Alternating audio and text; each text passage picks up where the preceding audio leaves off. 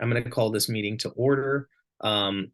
Good evening. It is November 14th, 2023, and welcome to the first meeting of the San Francisco County Transportation Authority Community Advisory Committee, Skateboard Subcommittee. I'm Kevin Ortiz, Chair of the CAC and the subcommittee. This meeting is entirely virtual. Before I give some introductory remarks related to meeting management, I'd like to ask Elijah Saunders, our clerk this evening, to do a roll call to ensure we have quorum, and then he will read an announcement about public comment. Thank you, Chair Ortiz. CAC members, when I call your name, please say present to ensure quorum. Member Chen. Chen, present. And present. Chair Ortiz. Ortiz, present. Ortiz, present. And Member Daniels. It's like Member Daniels will be joining us later. Chair, we have quorum. Now for the public comment announcement. Public comment will be available for each item on this agenda via telephone by calling one of the numbers listed on the front of the agenda or joining the meeting through the Zoom link, which you have all done. Once you join, you'll be able to listen to the meeting as a participant. To make public comment on an item when the item is called, members of the public participating by Zoom wishing to speak should use the raise hand feature or dial *9. Do not press *9 again, or you will be removed from the queue.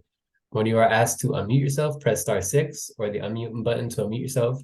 The live operator will be allowed that you will have 2 minutes to speak. I will also be running a timer for your convenience. When your 2 minutes are up, we'll move on to the next caller. Best practices are to speak slowly, clearly, and turn down the volume of any televisions or radios around you. Thank you. That concludes my announcement. Great. Thank you so much, Clerk Saunders.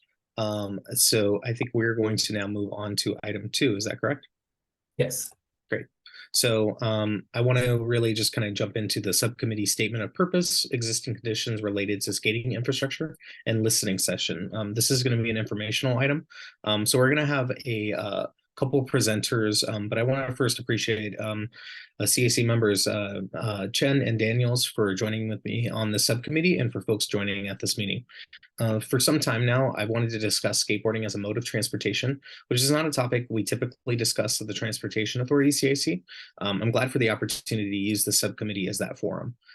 Through conversations with staff, informed by guidance from the Transportation Authority Chair's office, the subcommittee has envisioned to meet 2 to 3 times with the purpose of providing that a forum to establish an understanding of existing conditions and discuss issues, needs, and potential strategies for better supporting skateboarding in San Francisco.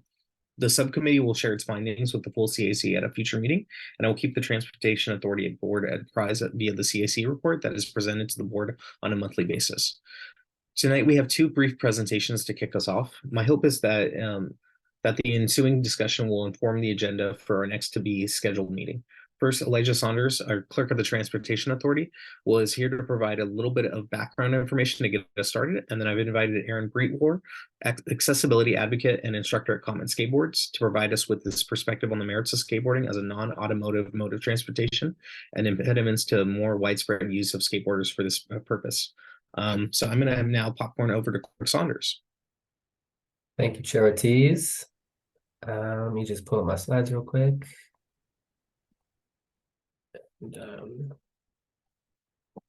All right, am I looking good? Perfect. All right, well, thank you for the introduction, Chair Ortiz. Good evening, everybody. On this meeting, for the benefit of folks listening who may not be familiar with our agency, what the transportation does, how we fit into the overall city picture. The Transportation Authority plans, funds, and delivers local and regional projects. One of our main roles is administering transportation grant programs such as Prop L, which was just passed this last November ballot.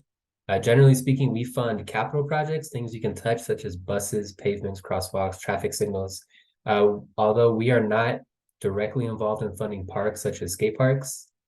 With that context, I want to give a brief overview of the current skate infrastructure that we have gotten through some brief research. So see here's the statement of purpose, which Chair Ortiz summarized. These slides are on our website on the meeting page.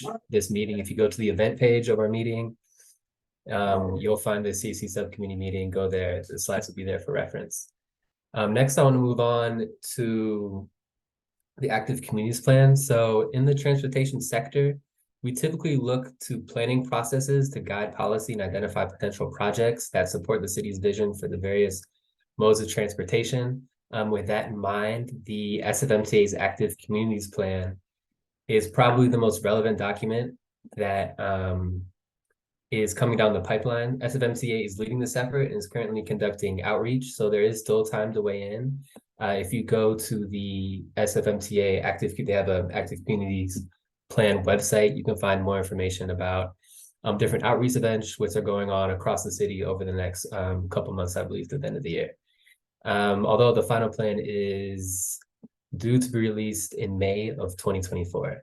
The plan is inclusive of skateboards, as they can use the entire bike network. However, there are some limitations on where skateboarders are allowed in the city under the city's transportation code.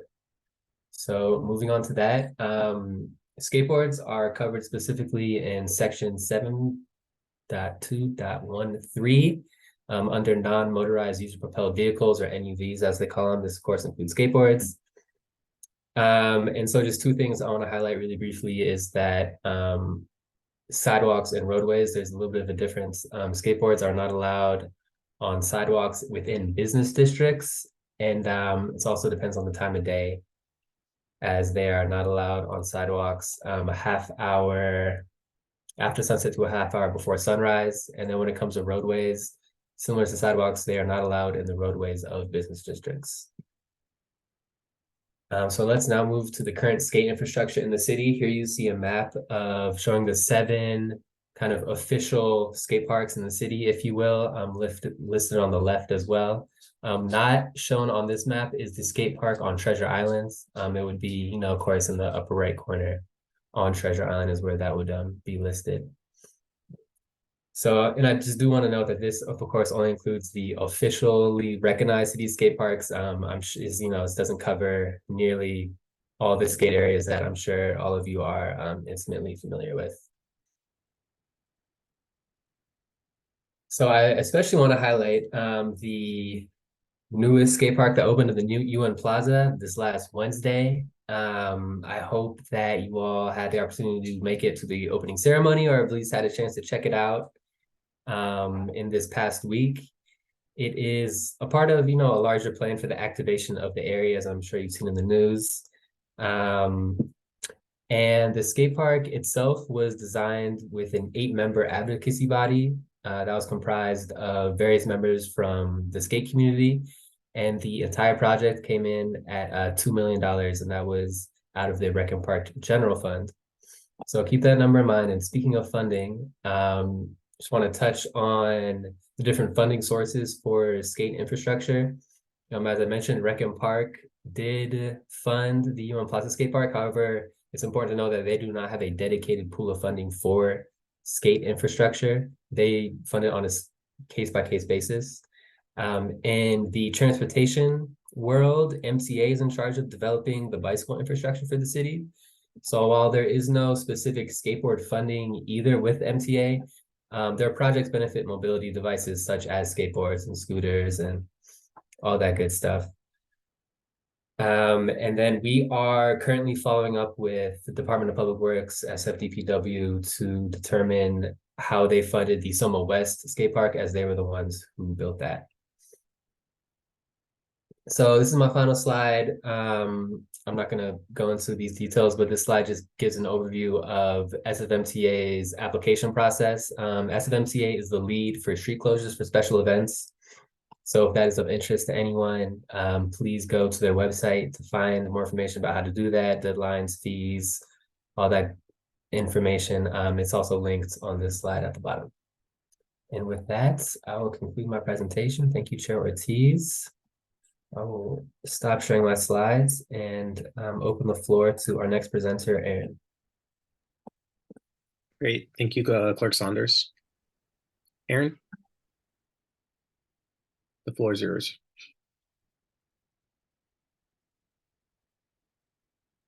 Great. Can you guys see and hear me? All right. Wonderful. Okay.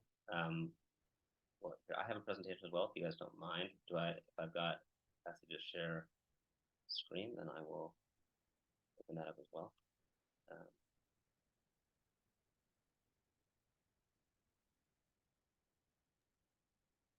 think 1 second. might be changing permissions.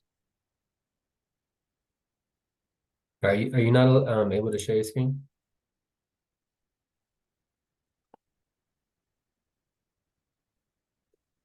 Oh, there you go.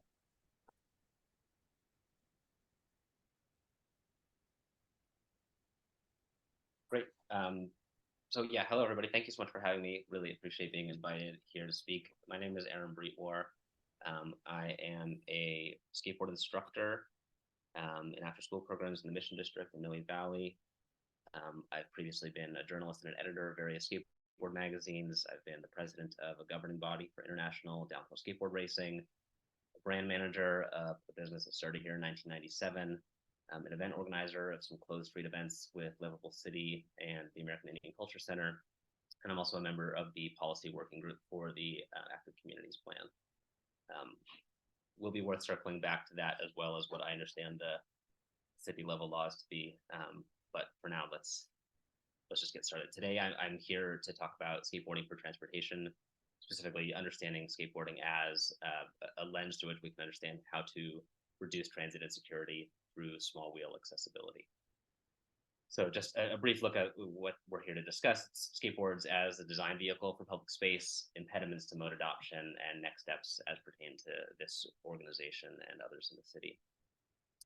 So first, skateboards as a design vehicle. Why skateboards?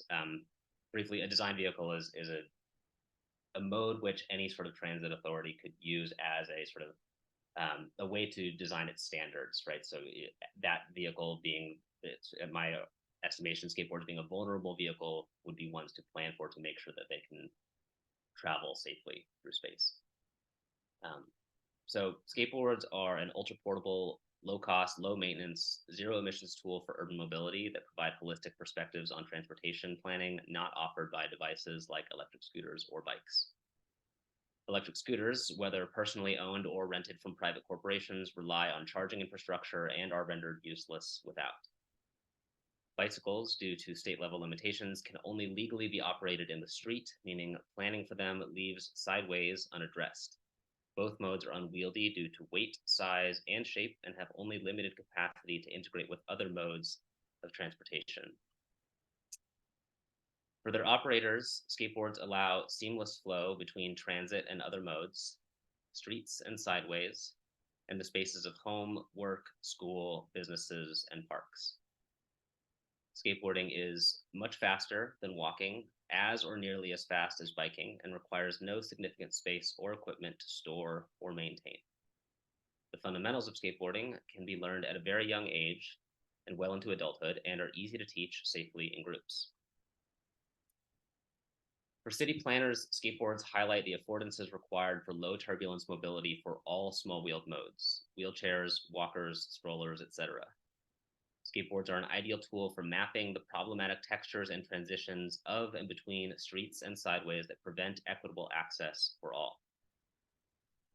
A city that uses the skateboard as its primary design vehicle for transportation planning will create infrastructure that accommodates all marginalized groups and takes an all ages and abilities approach to ameliorating transit insecurity.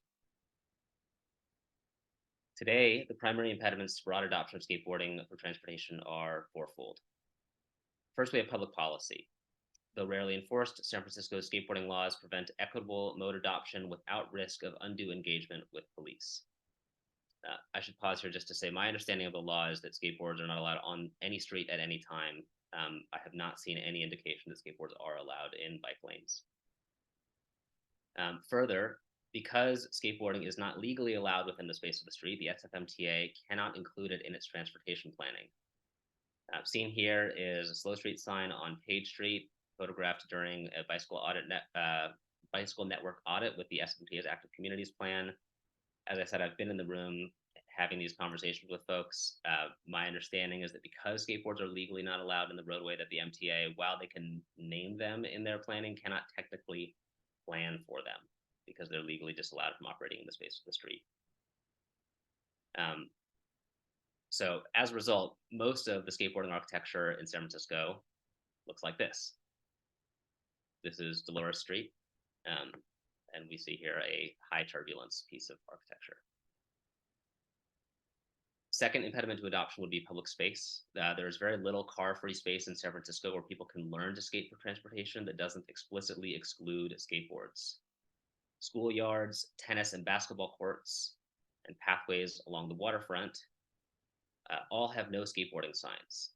San Francisco's streets and sideways are also not designed or maintained such that they can guarantee low turbulence mobility to small wheel devices. Third impediment would be product design. The skateboards most prominent in media portrayals tend to sport small, hard wheels, short wheelbases, 2 kicktails, and no wheel wells.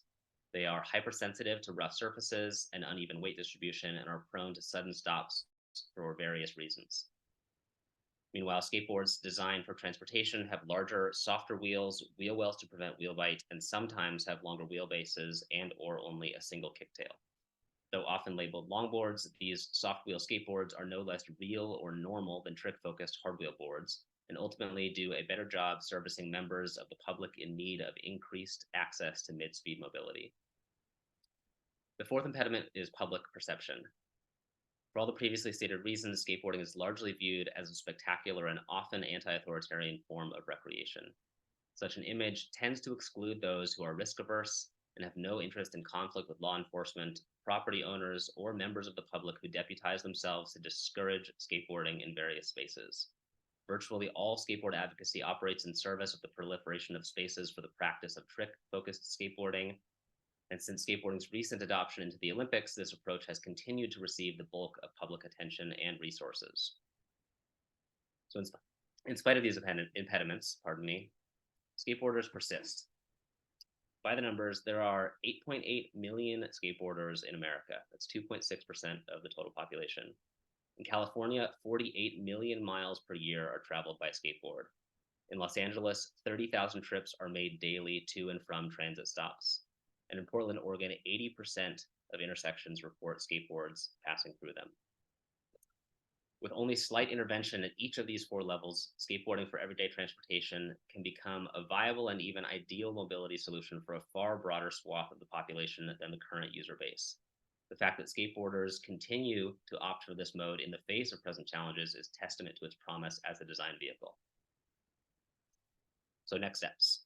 My hope is for San Francisco's County Transportation Authority to recognize skateboarding's potential as an equitable, accessible, and climate-conscious mode, and invest in the creation of a position of city skateboard director, whose job it will be to form cross-organizational partnerships between SFMTA, SFDPW, SF Rec and Park, SF Planning, SF Port, Muni, BART, SFPD, and the Board of Supervisors, in service of low turbulence, small-wheeled, mid-speed mobility for those who rely on it today and those whose lives may be transformed by it in the future. So in closing, I'd like to quote California Vehicle Code. This is their only law pertaining to adult use of human-powered skateboards. It reads, quote, "A local authority may adopt rules and regulations by ordinance or resolution prohibiting or restricting persons from riding or propelling skateboards or electrically motorized boards on highways, sidewalks, or roadways."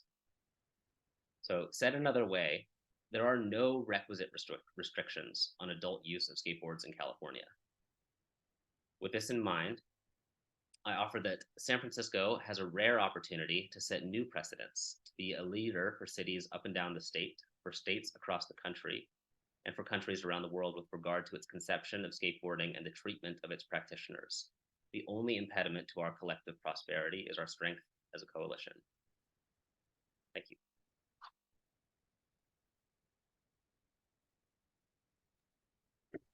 Great, thank you, Aaron. And is there any way, Clerk Saunders, that we can ask Aaron some questions? Yes, of course. Great. I'm going to open it up. Rosa, do you have any questions? Not right now. I'm still looking through some stuff, but yeah, you can go Okay. ahead first. Great, thanks. Aaron, is there precedent for a director of skateboarding in other countries? Can you maybe just give some examples? Yes, Malmo, Sweden is one of the most successful instances of this. There are other instances of cities investing in skateboarding plans. There's a plan for Vancouver that was created by the city in collaboration with New Line Skate Parks. One of the members of that organization lives in San Francisco, and I partner with him on other things around skate park design and whatnot. But yes, there is precedent for it. It does tend to focus on recreational skateboarding. As far as I know, there is no instance anywhere in the world of a director of skateboarding that is explicitly focused on skateboarding for transportation. And that is the central area of my focus. I absolutely believe in the power of recreational skateboarding, and I understand that that would be the purview of Rec and Park. But as far as I know, there's no such instance of anybody using the skateboard as a design vehicle for transportation or anybody representing it across organizations. Great, thank you. Anecdotally, actually, I've spoken with the director of skateboarding in Malmo, Sweden, and for all his amazing successes on the recreational front, he has commented to me on the abhorrent surface that they use for their bike lanes in his town. In the summer, it gets really hot and sticky, and skateboard wheels cannot roll over it. So that would be a really great example of what happens when you throw good money after bad. And you have people who might otherwise, be able to use this space, unfortunately stopped by the materials that are chosen to pave it with. Great. And so can you maybe actually just give some, forgive my ignorance, and just in terms of like skateboarding material, like that would be used in terms of a pathway that would be more acceptable versus, bike lane path? Sure. So San Francisco's bike lanes usually come in two forms. There are some that are concrete and some that are asphalt. And there's a significant difference for small wheels. Ryan Motzik, who I believe is on the call, is the president of the Mission Merchants Association, has commented to me about what happens in the concrete bike lanes when they get pitted out and you get these massive expansion gaps with holes in them. I'm happy to send along instances of this, but the skateboard wheel can just get swallowed up by those expansion gaps. So an ideal bicycle network for anything with small wheels would exclude concrete as a paving material and rely exclusively on asphalt. To that same end, we experience pretty severe inconsistencies in the space of the sideway. I say sideway, by the way, because I'm not walking on the sidewalk, and that we name sidewalks and bike lanes after the modes that we expect to see in them does a disservice to all the other modes that might use them, and ultimately services to deputize any private citizen to say, well, you shouldn't be skating here, this is a sidewalk. You shouldn't be skating here, this is a bike lane. So it ultimately just doesn't serve alignment across anybody who's not using a car. But to that point, expansion gaps in sidewalks are super inconsistent. Maintenance covers tend to go missing. Crack in the sidewalk might get painted orange and stay that way for 10 years. And my basic understanding of this is that because the sidewalks are the purview of both the Department of Public Works and private building owners, that they do not receive the same level of socialized maintenance that the street does. And because laws being what they are, my understanding again being that skateboards are not allowed in the space of the street, I am forced, and others are forced, to use a space that is just inconsistent and therefore more dangerous, which ultimately prevents mode adoption. So an ideal set of design standards would include minimum viable product for expansion gaps, maintenance covers, etc., transitions for driveway lips, which are hugely inconsistent in the city. I've done a lot of research on the standards and details as pertain to that. Happy to get into that at any point. But there's a lot of areas where we notice textures and transitions that just are not addressed and often fall into the gap between the purviews of the Department of Public Works and the MTA, because each one is responsible for sort of everything up to the edge. And that's exactly where our mode either succeeds or fails. Great, thank you for that, Aaron. Rosa, do you have any questions? Not for Aaron. I think when we were talking about the street or the material that is needed for the bikeways to work, I wonder if we know how many of the bikeways in San Francisco is concrete already and how many of it is using asphalt. I'm just curious about like what that would look like if we were to do something regarding that, and how many of the bikeways would actually be usable by skateboard currently. That is something I'm interested in learning more about. I'm assuming we don't have that data immediately though, so.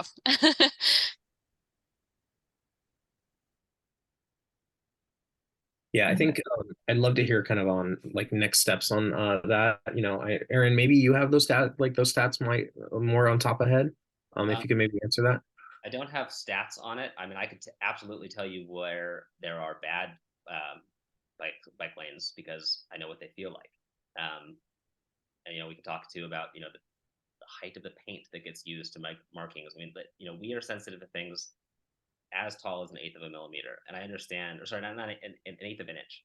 And I understand like tolerances being what they are in a place that knows seismic activity and just like the sort of realities of making a space, that it's hard to have a certain tolerance. But suffice to say that like anything over a quarter of an inch really starts to make a difference for our path. And I mean, if we're just talking about smooth rolling, we need to be at the level of like 16ths of inches, and even that is noticeable.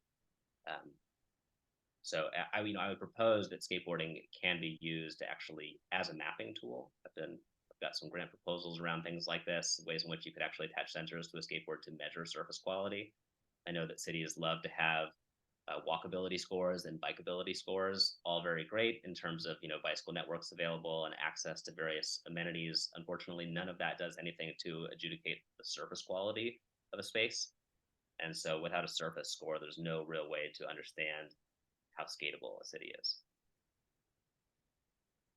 Great. I think one thing I think we'll request is maybe a comprehensive look of the bikeways that currently exist and what kind of surface is in place, so that way we could probably have that ready by in our next few meetings. Yeah, that'd be tremendous. And I know there's a lot of people on for public comment, and so I want to now open it up for Rosa. Do you have any other questions? Sorry. Okay. I want to open it up for public comment. I'm going to hand over to Clerk Saunders to go over how to engage in public comment. Thank you, Chair Ortiz. I would actually like to pass it over to our operator, Daniela, who will be operating the public comment section. But I will be sharing a slide with instructions if you forget in the moment, and then also a timer as we go along.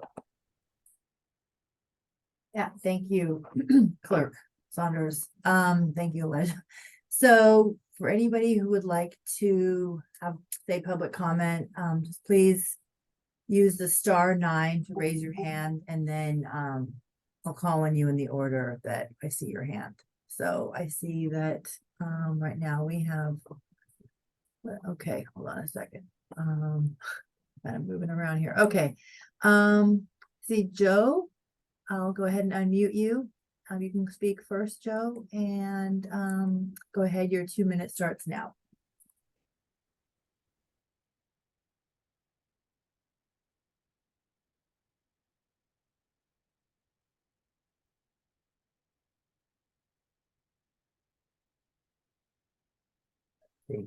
Daniela, we can't hear him. Cool. Can you hear me now? There we go. Yeah. Well, thank you so much. This is so great to see, city agency looking at this. Thank you, Aaron. That was a really amazing presentation. So yeah, I grew up skating in San Francisco since maybe 1992, and a lot of people on this call could probably attest to, the night and day difference when there was no skate parks in the city. Cops would tackle people skating at the Embarcadero, Pier 7. So it's great to see the city engaged in this, and I totally, support looking at accessibility for all folks and people who are using all types of transportation by looking at, what is accessible for the skateboard. I wanted to say something about the current city rules around skateboarding on all roadways. As a few folks pointed out, my understanding is it's still illegal to skateboard either in a bike lane or even in a shoulder for any city street. I can say that it was a little over 10 years ago, I got pulled over, or I got stopped by a police officer on a motorcycle while I was skating on Fillmore Street. So like, there's so many stories of that. And it's great that, this agency is looking at changing this. Hopefully, there's mobilization to get the city to change those rules. And then, the sky's the limit as far as making other aspects of the city more accessible to skaters. That's pretty much it. I know folks are going to have more details to say, but definitely count on us if you need any, firsthand stories about people's experiences with city departments and how they treat skaters or treat the mode of transportation. we're happy to give you those examples. And lastly, I'll just say, like it's important for us to look at what happened at the Dolores Hill bomb in July, and how the city and the police really were ready just to pounce on the skaters, and it ended up hurting kids. So we got to change that. Thank you so much. Okay, Roland, you are next. Go ahead, and 2 minutes starts now. Great, thank you. And that was quick. I was not ready. Very briefly, I do personally support skateboards as an active transportation mode, just like walking and biking. But having said that, skateboards and bicycles clearly do not belong on sidewalks, and also they do not belong on the roadway for obvious safety reasons. Now, the points that were made about the quality of the surface in the bike lanes are well taken, and that needs to be addressed, not just for skateboards, but also bicycles. And then I was a little bit concerned about that slide that was showing no skateboards. That was clearly at the 417 getting out of Caltrain. You cannot expect people to be crossing Muni rail tracks safely. I mean, that is not feasible. People got to understand that when you're crossing rail tracks, you're supposed to be picking up the skateboard and walking with everybody else. Now, I haven't seen the Union Plaza activation, but I've seen multiple videos of it now that APEC is in town. And I'm reasonably happy with it. I just want to share my personal concern. As you know, I'm not very young anymore. And that is my path from Bark to City Hall. So as long as the skateboard activities can be contained to the south side, I'm good with that. But obviously, I would be very nervous getting out of, up the path escalator and started walking to a city center and suddenly being faced with a skateboard. And one last thing at night, absolutely, I know people in San Jose who had been injured as they were getting out of a restaurant. There was a skateboard on the sidewalk. Thank you. Thank you. Okay, Hillary, go ahead. You're next. Your 2 minutes begins now. Thank you. Okay, good evening. My name is Hillary Brown. I'm the Park and Rec Commissioner for District 5. When it came to Union Plaza, we made it a skate park. Unfortunately, didn't get the community input because the farm market was forced to move out of that area for the skaters, and their sales were significantly dropped because of that impact. So I just want to share with this group because the reason why I'm sharing this email because I'm part of the customer advisory group for the city commission, the city transport commission. That's why I'm receiving this email. So I want to make that comment because I wish they had because the skaters who occupy that area didn't think that the farm market had to move because of that. They probably wish they could somehow share that space. Like for example, the farm market be on Wednesday and Sunday when they have the other days occupy that space. But the Department of Recs didn't do that. They just wanted to accommodate APAC as well as skateboarders. Didn't think about the Tenloin as well or the Soma community who wanted to occupy that space. So I did public comment at City Hall a couple of times that I'm getting the project. I was speaking for my constituency because since I represent the Tenloin, even though I live in the Fillmore, I had to speak for them. But when it comes to transportation, I agree that it should be an ordinance on transportation with the bicycles. I agree with that. But I just had to share with this committee about how I feel and how my community feel about this change at Union Plaza. And that's all I have to say.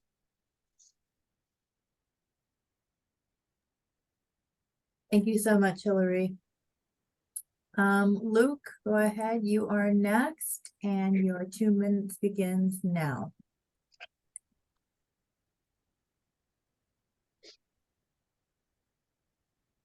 Luke, let's see, where's Luke? Luke? Luke. I'm not Luke. Oh, sorry. Luke disappeared here. Okay. What happened to Luke? Okay, I don't know. I don't see Luke here. Maybe Luke will come back and join us. Oh, there we go. Sorry. Okay. All right. Sorry. Sorry about that. Go ahead, Luke. Your 2 minutes begins now. Thank you so much. Thank you, Chair Ortiz, for hosting this meeting. And first and foremost, I want to thank Aaron for the excellent presentation and his continued advocacy around skateboarding, as well as small wheel devices for transportation in the city. I think Aaron should be commended for that, and engaged elsewhere, including with the CAC as a whole. I just want to bring a few things to attention. I think it would be great to see more proactive, forward-looking work done here. So including, working with MTA, SFPD, and any of the other city organizations or commissions or boards to rectify the situation with people not being able to skateboard in our city. I think anytime there are laws that don't line up with what is safe and what is equitable, it ends up in a bad situation. So I encourage the committee, as well as the broader Citizens Advisory Council, to look into that, as well as SFCTA staff to work with MTA staff and other city agencies to rectify that. I'd also love to see SFCTA work with SFMTA and Public Works on creating a design guideline moving forward. So for all future bike lanes being constructed, as well as any street changes, that these things are being considered. I think it's great. There was questions about, what are the current bike lanes and what the situation is there. But oftentimes we spend a lot of time in this city and a lot of money looking back and studying things versus coming up with a guideline to go forward so that we just build things right going forward. And so I encourage SFCTA staff, as well as any MTA staff on the call, or anyone that the council talks to do that work. Thanks so much.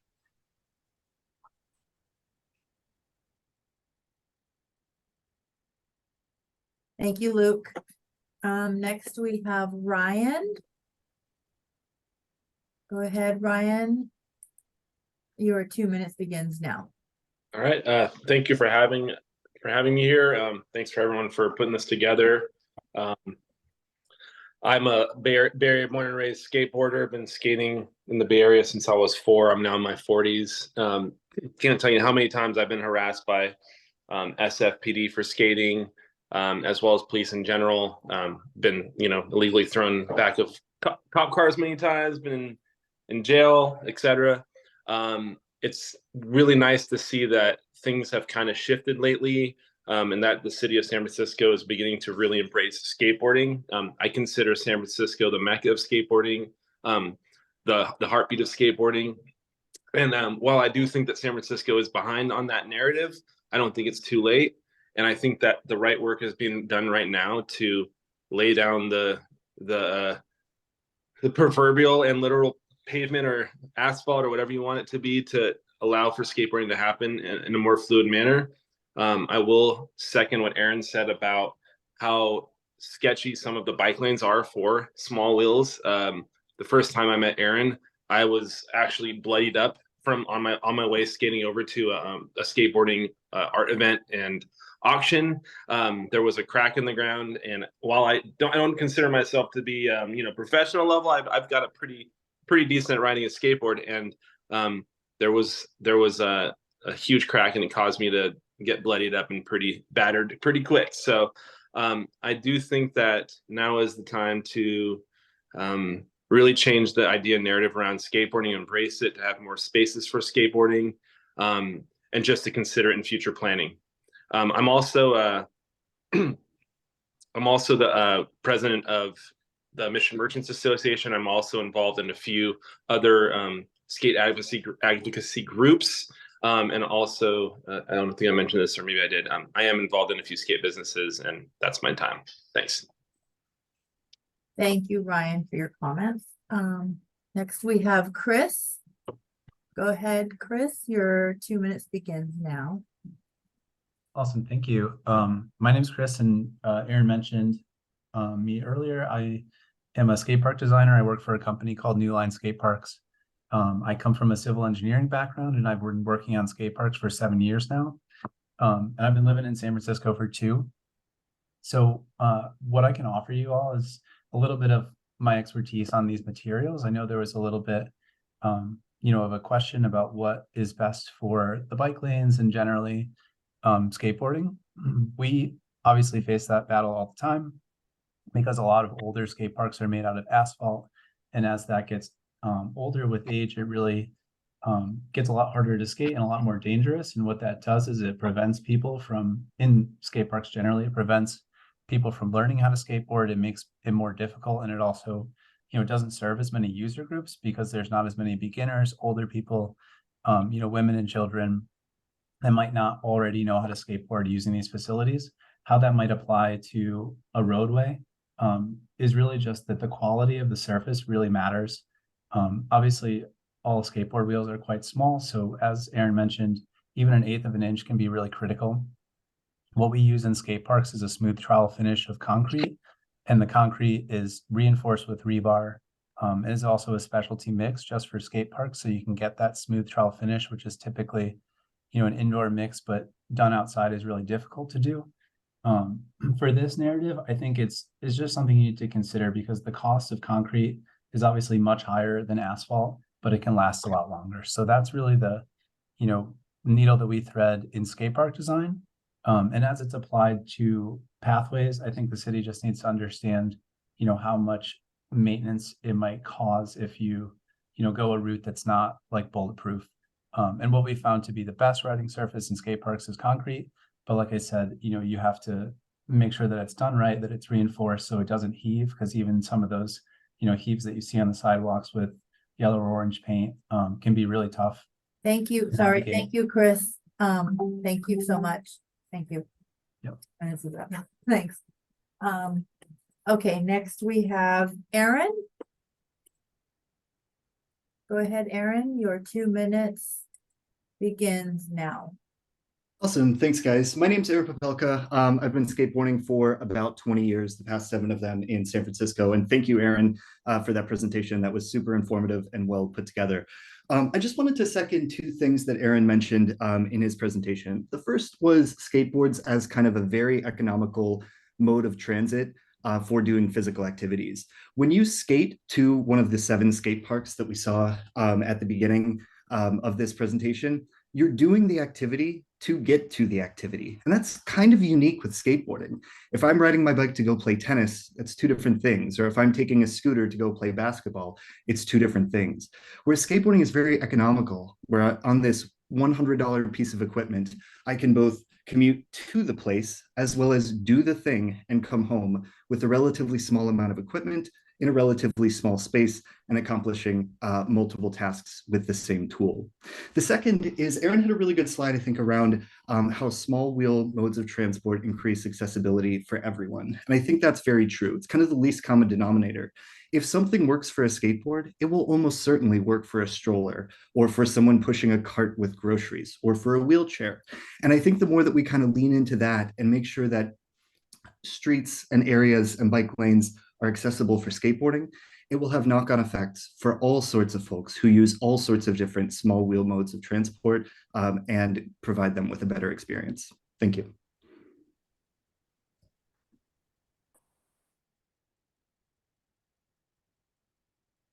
Thank you, Aaron.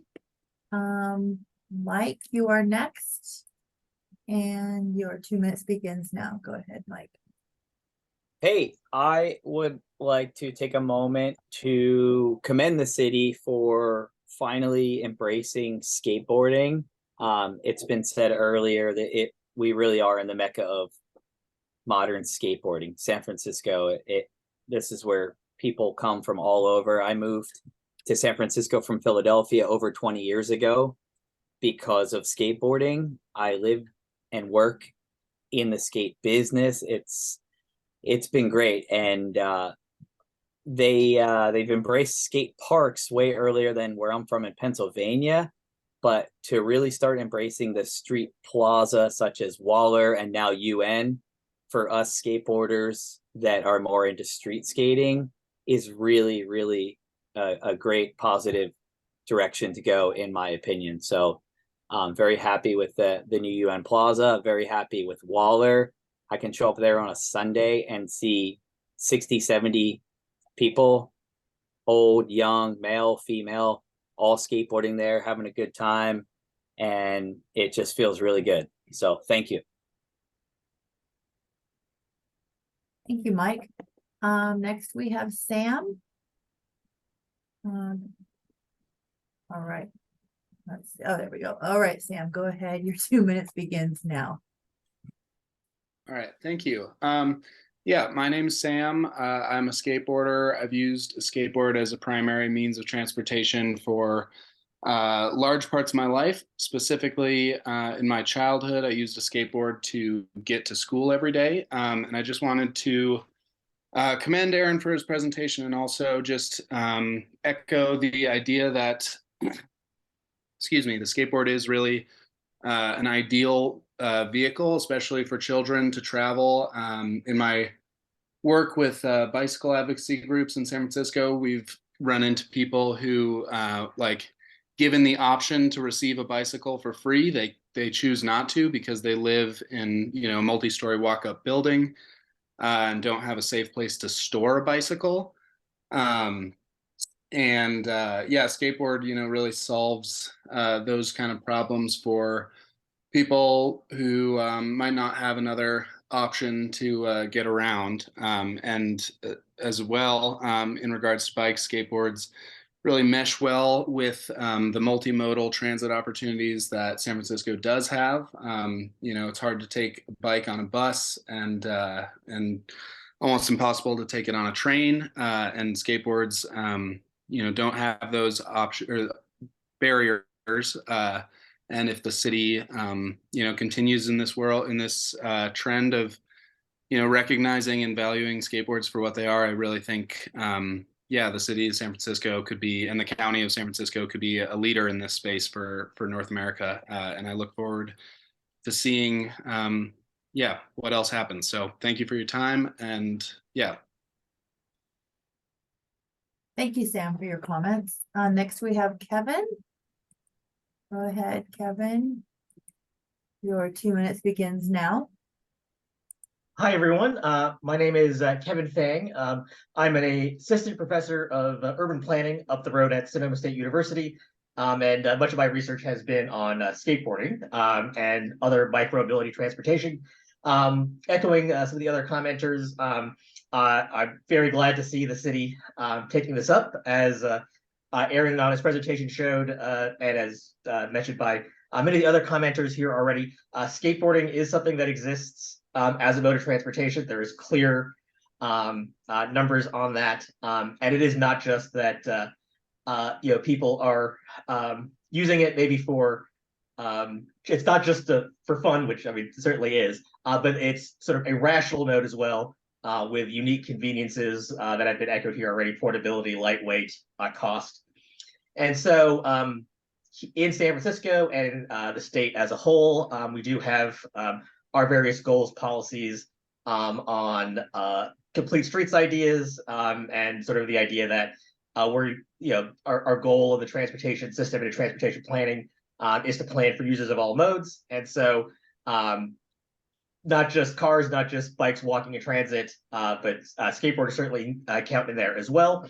And as we've seen with the rise of scooters and whatever people are inventing these days, that suite of devices is ever increasing. So again, what sort of echoing some of the past comments, skateboards are unique in that, again, something that's designed well for skateboarders will probably work for those new modes as well. So if this doesn't get discussed further, if anybody in the city staff or on the committee would like to chat on the sort of the state of research in this area, I'd be happy to chat in the future.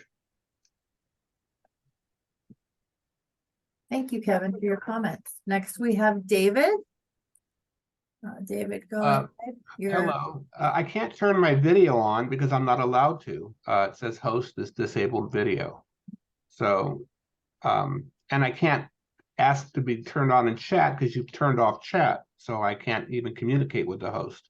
So that's kind of disenfranchising to not being able to turn on my video or even communicate with the host by chat. You've kind of shut down some part of public communication.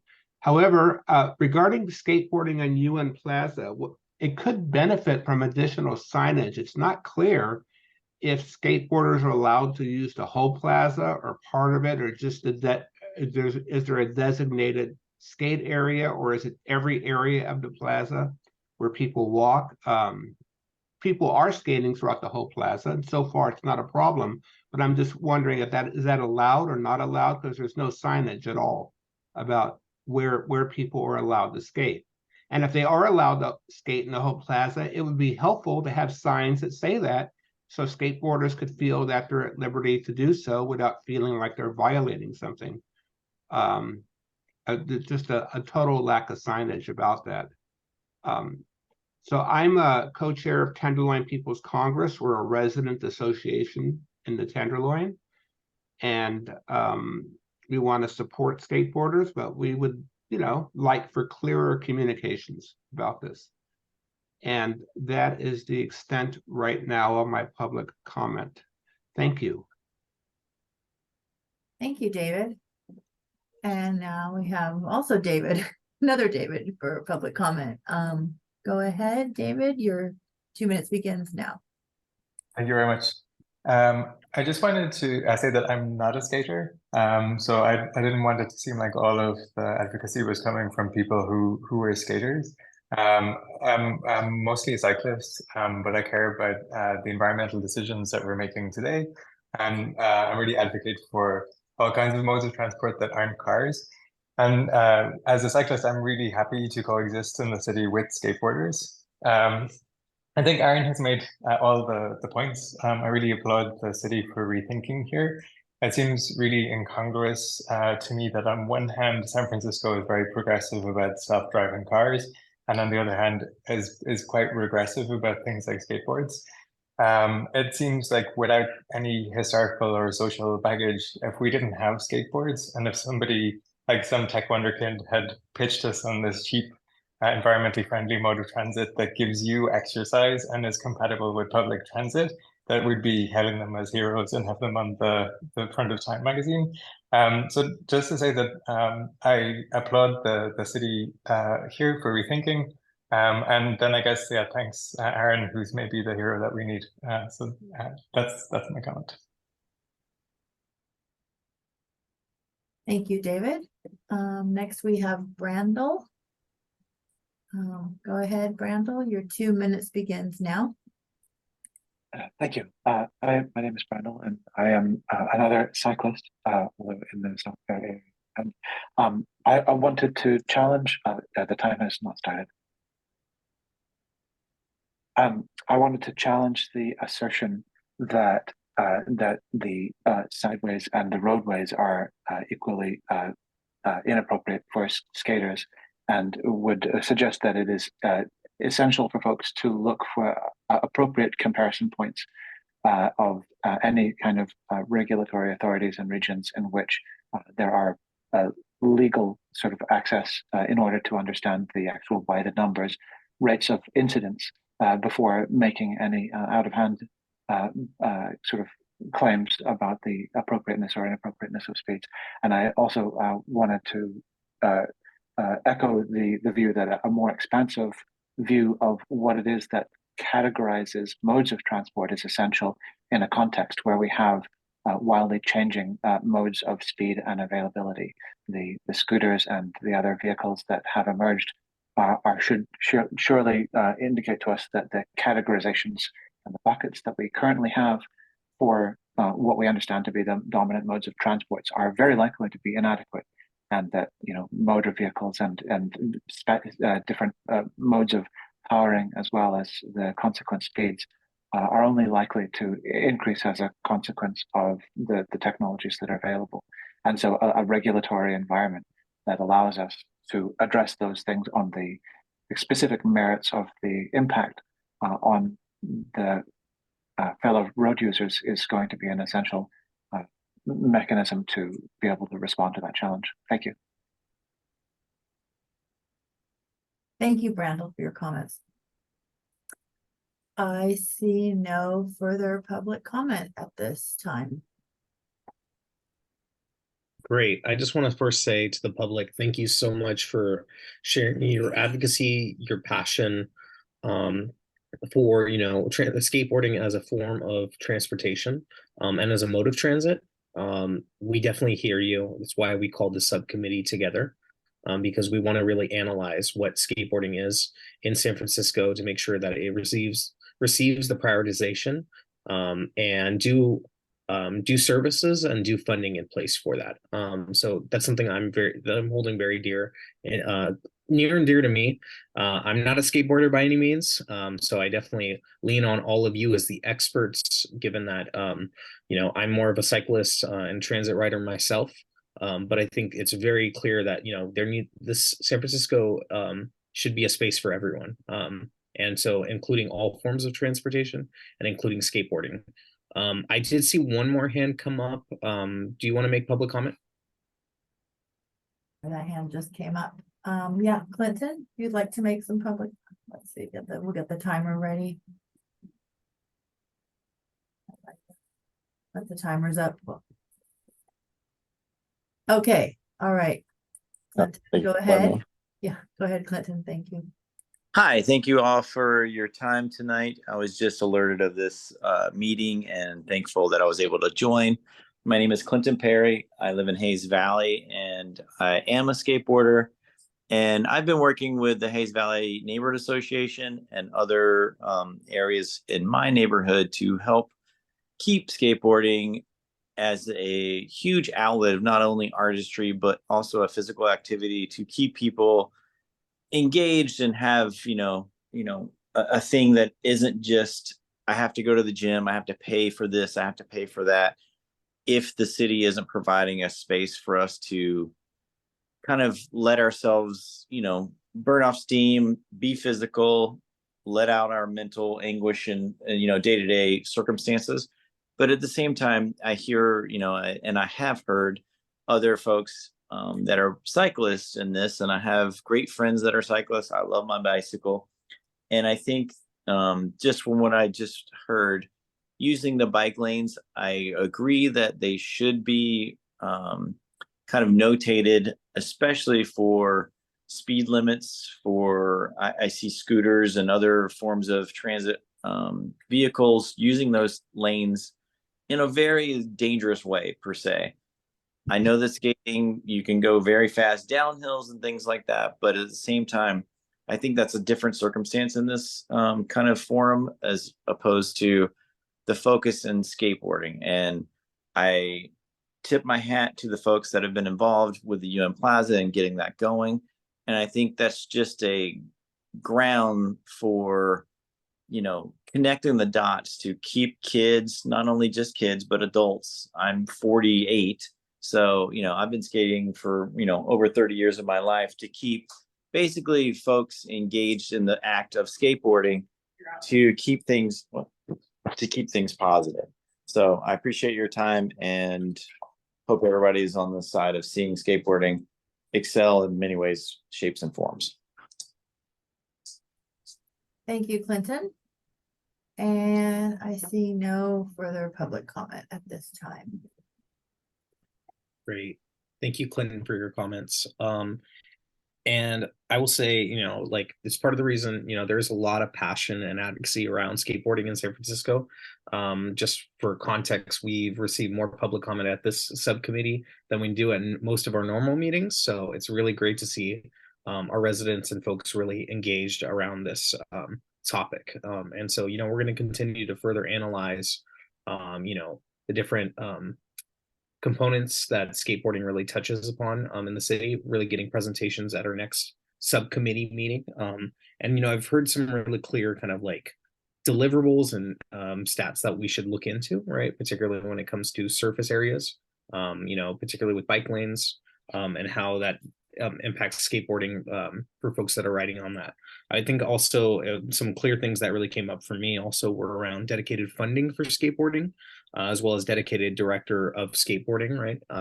Particularly around precedents in other communities and countries. I think also, given that, if we're looking at funding for skateboarding, particularly for events, as it is in Olympic recognized sport, we should be, making sure that we're creating spaces for that are not just recreational areas, but also intertwining it within our modes of transportation.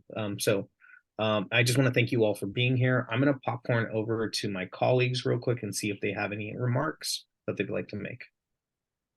Rosa.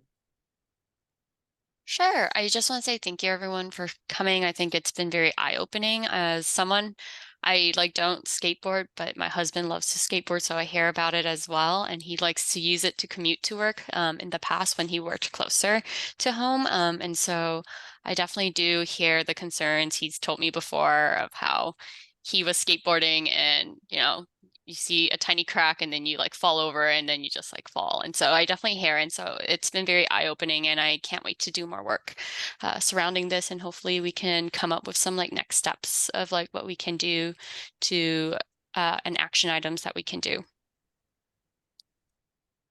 Great, thank you, Rosa. Naj?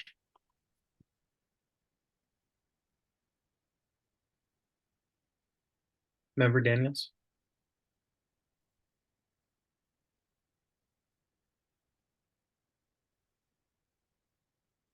I think or see her on.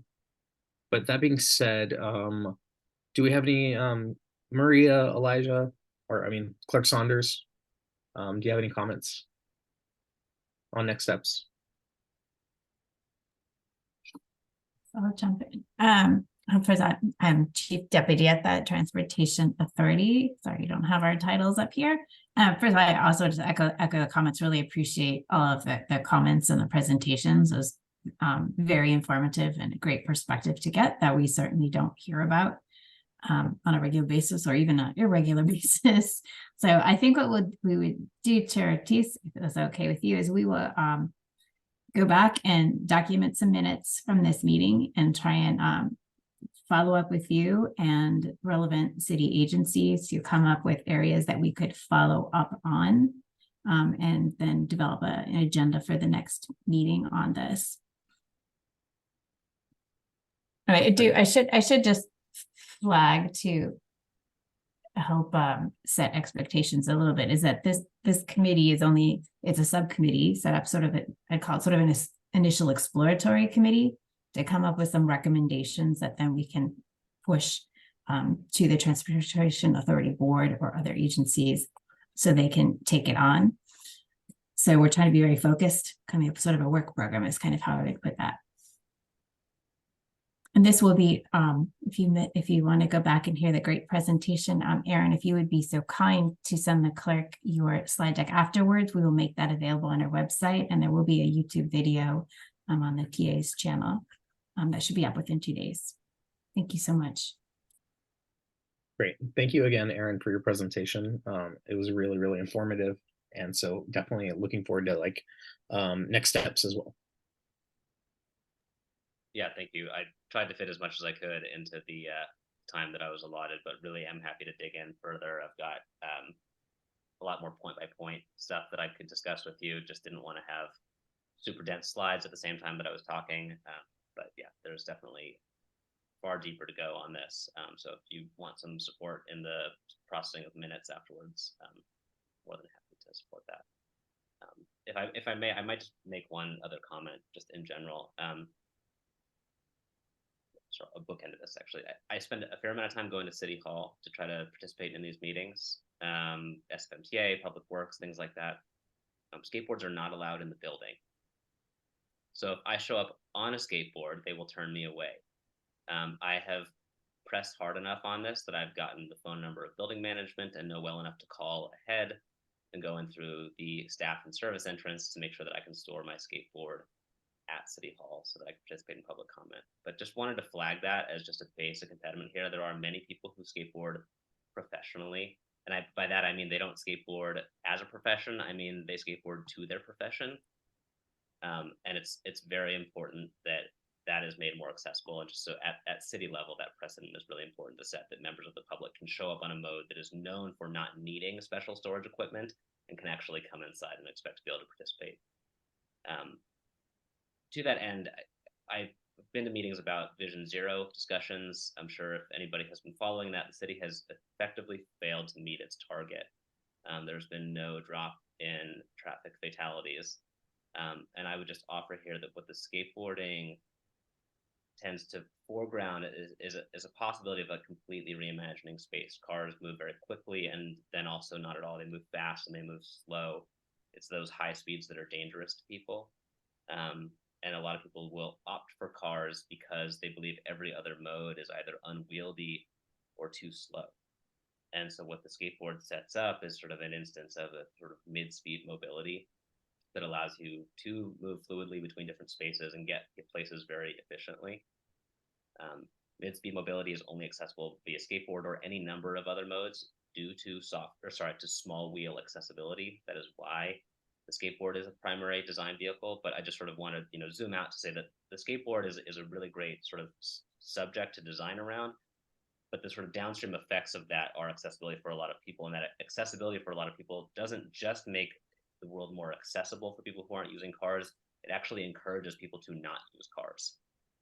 And I know that we have climate goals in the city. I know that we have Vision Zero goals in the city, and bicycles and walking alone will not close that gap. And so the walking and biking and skateboarding is a really critical new framework for truly making a more equitable and climate-friendly future. So just wanted to sort of put a pin in that. Great, thank you for that, Aaron. And then, I'm definitely looking forward to diving deeper with you offline, and also, and continuing this forum. Kevin Fang, who also made really great public comments, I'd love for you to connect with our CTA staff as well, so we continue to dive a little bit deeper on some of the academic components as well too. I just want to thank the public again for your passionate and really detailed comments, particularly around skateboarding as a form of transportation. We'll follow up with folks on next steps, particularly for the subcommittee, when we have presentations ready to go from our other city agencies as we're convening them. And then when we have our recommendations ready to go, we will also inform folks and make that readily available for the SFCTA or the Transportation Authority as a full body. Naj, do you want to make any comments? Don't know if you're around. I am here, but I do not have any comments. I just enjoyed hearing all of the information that was shared tonight. Thank you again, Chair Ortiz, for putting this meeting together. That has been echoed, and I'm just dittoing everything. Thank you. Great. Thank you, Member Daniels. Thank you, Member Chen, for embarking with me on this passion of a subcommittee. So I'm really, thankful for all of you, and thankful again, really, I think first, lastly, but definitely not least, but thank you to Chair Saunders, or Clerk Saunders, and Deputy Director Maria for really kind of putting this together, as well as Daniela for managing a lot of our technology on this. So we're looking forward to continuing the work with all of you, the public, as we go deeper into really looking at skateboarding as a form of transportation. So that being said, I'm going to adjourn this meeting, and we'll follow up in next steps. Thank you all.